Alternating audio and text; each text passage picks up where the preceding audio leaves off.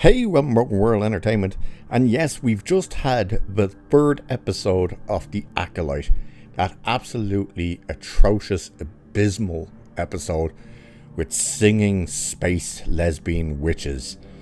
And right on cue, the Access Media and of course the super Disney Shills are going full on the attack. However, it's not exactly working out for them all that well. No, because even the likes of Grace Randolph are getting destroyed on their own channels by their own audience for trying to defend this atrocious program. And you are ending up with headlines in places such as Inverse, where you're getting a headline that simply reads, "The Acolyte isn't ruining Star Wars. You are."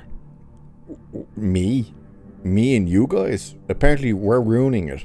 And last I checked, none of us work for Lucasfilm. None of us work at Disney. And none of us had any input, creative or otherwise, in this show. So how are we ruining it?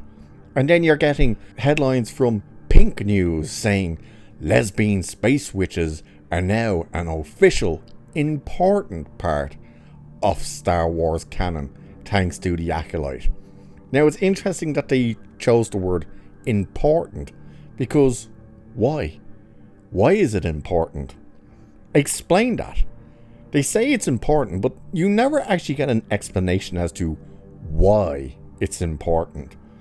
And there's even people jumping into the comment section on my videos for these, just going, "Oh, you're just being a bigot, and you're this and you're that." None of them. And if you're watching this video, go to the comments and actually write why it's important.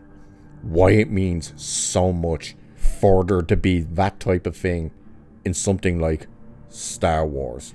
To hear people then try and make excuses of, "Oh, why wouldn't there be space lesbians?" Why would there? Explain why there would be. Just because there's gay people on this planet, in this galaxy, doesn't mean it's everywhere. Why is it so important? And anytime we push back against this type of stuff and say, like, this is stupid, why is this in here? The biggest argument people have for this isn't that, oh my god, they're lesbians. It's, how the hell is a matriarchal society of nothing but women able to conceive not one but two children, twins? Yeah, that's some vigorous scissoring that went on that one, I suppose. But that's the argument. It's like, hang on, they were able to conceive children. How? Explain it.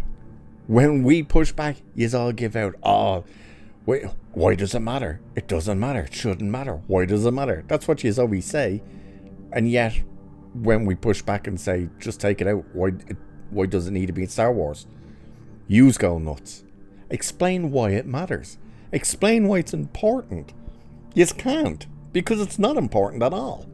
It's just ridiculous. It shouldn't have this type of stories because it's not our world.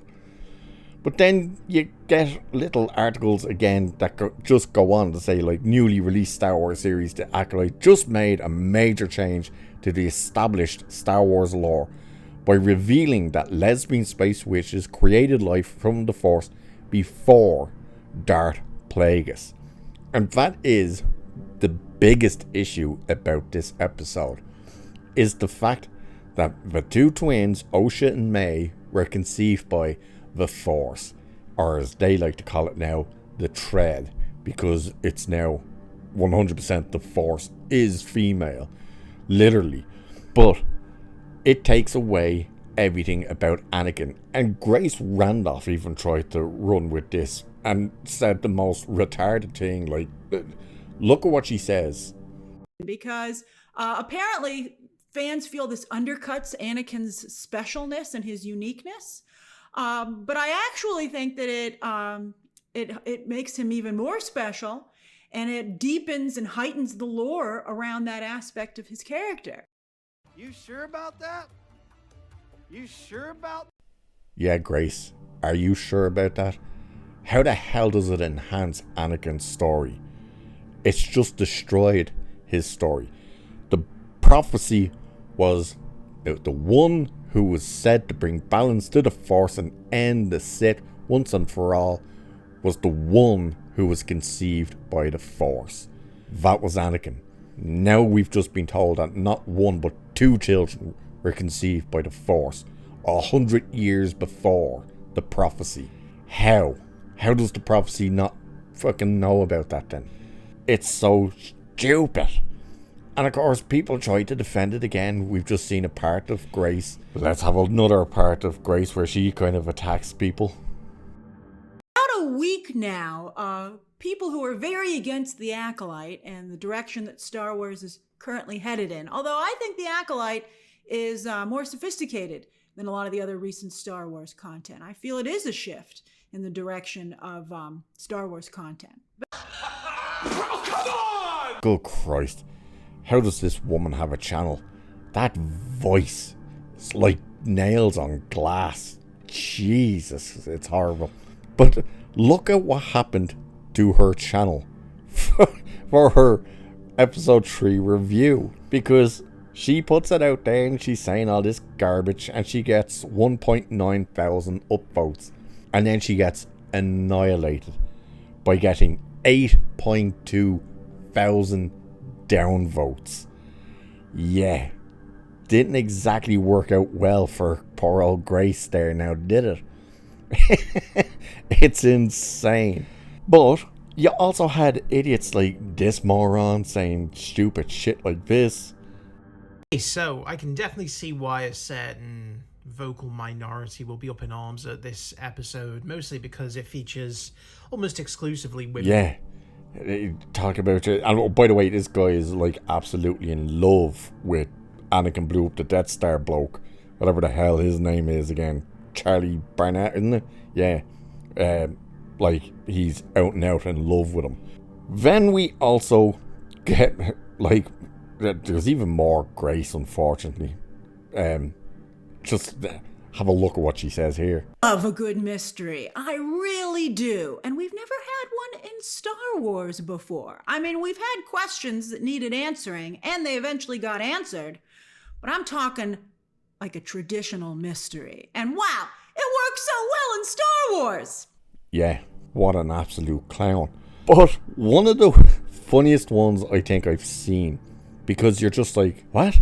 There is another pair of morons that are out here super defending this show, and apparently they love it. They love all things Disney, basically. But just look at what this idiot says. To see what discourse Nerdrotic comes up with this week as he continues to grift that corner of the internet for money. Hold up. Wait a minute. Something ain't right. Yeah, you're damn right something ain't right. This genius here is saying Gary from Nerdrotic is simply a grifter. Or whatever way he says grifter. Don't know what goddamn language that was meant to be. That's what he's saying. He's saying Gary is a grifter. This is coming from the guy who, little wife there, little redhead. Oh look, what a weird coincidence. She only has herself a OF account.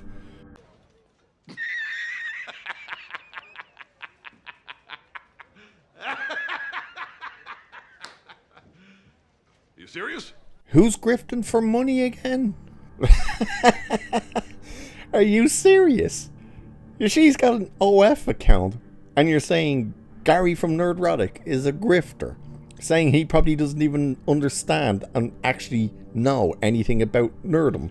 The guy has forgotten more about nerd culture than you guys would ever know in a lifetime. It's insane. Oh, to try and say Gary's a grifter, and as people are like, doesn't this dude's wife have a OnlyFans account? Jesus Christ. But it's just like, this is how crazy everything has become. Let's have a bit of a look at the inverse article. So it says, no one hates Star Wars more than those who claim to be Star Wars fans. Sure, the past few years have given the fandom plenty to critique. The sequels splintered the fan base beyond recognition, And Lucasfilm's efforts to expand the galaxy on the small screen have been mixed at best, and in some cases, criticism is inevitable. Not everyone will find something to like in the franchise's recent output. At a certain point though, the discourse reaches a fever pitch, and even Lucasfilm's most promising projects get swept up in the drama. Now, this article just goes on and on and on and on, and basically calls all the fans who criticize anything of Disney Star Wars racist, sexist, bigots, the usual list, as does the Pink News and their article, as do all these idiot shills on YouTube with their calling people grifters while they have OF accounts and whatnot. And yet, we were all the ones that, from the very get-go, were loving all of these characters that you're currently seeing. The likes of Princess Leia and Queen Amidala, Mon Mothma, the likes of Mace Windu, of course, the voice of Darth Vader, none other than James Earl Jones. You know, the guy who every single year Star Wars official account never wishes a happy birthday to. You had Grace Randolph trying to say poor Lee Jung Jae is getting backlash just because he's in the Acolyte. No, he isn't. She says it, by the way, without showing any evidence, but no, he isn't. Everyone is looking at him going, he's the only decent thing in the show. The guy learned a new language to star in this show. He's the only thing worth watching in this show. The arguments are ridiculous and retarded, to be quite frank. They're trying to defend this thing to the death because not just do they want to keep that access, but Disney probably asked them, hey, try and push this as hard as you can, we need a win. And they ain't getting the win. Nobody's watching this shit. We're suffering through it to review it so you guys don't have to sit there and endure this dog crap of a series. But as always, these lunatics, these losers come out and go on the full attack. And again, for all of you who are probably going to jump into the comments and start going, oh, you're some bigots and you're clickbaity. Number one, thanks for watching the video, jackass. It gives me the views. And number two, give me a proper defense as to why this is real Star Wars, why this is good Star Wars, why this is a good thing for Star Wars, and why it's important to have lesbian space witches. Tell me that, honestly, in the comments, if you actually can, because I guarantee you can't. And with that, I shall leave it there for this one. So like, share, subscribe, do it, hit that button, you know you want to. Anyway, cheers, and I'll catch you in the next one.